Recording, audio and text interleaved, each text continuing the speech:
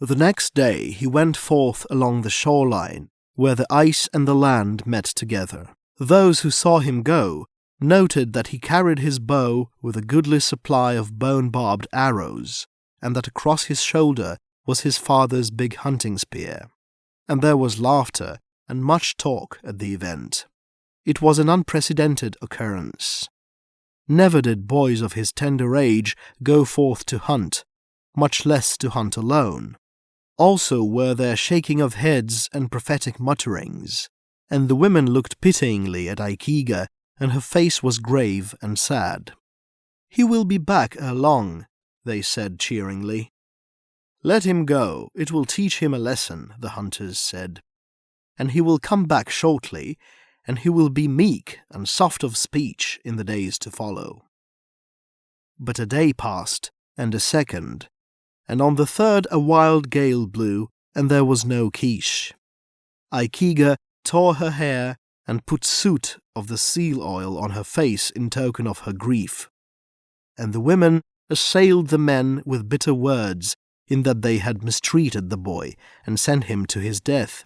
And the men made no answer, preparing to go in search of the body when the storm abated. Early next morning, however, Keesh strode into the village. But he came not shamefacedly.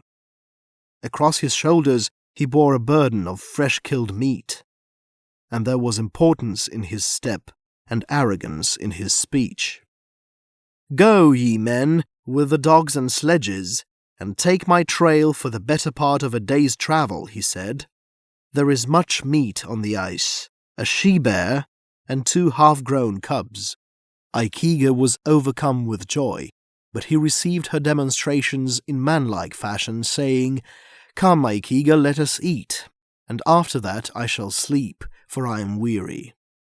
And he passed into their igloo and ate profoundly, and after that slept for 20 running hours. There was much doubt at first, much doubt and discussion.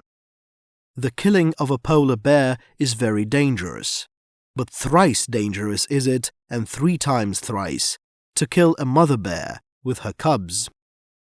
The men could not bring themselves to believe that the boy Keesh, single-handed, had accomplished so great a marvel.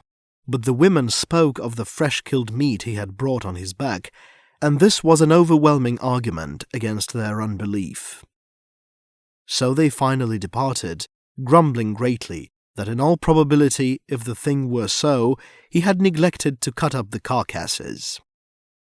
Now in the north it is very necessary that this should be done as soon as a kill is made.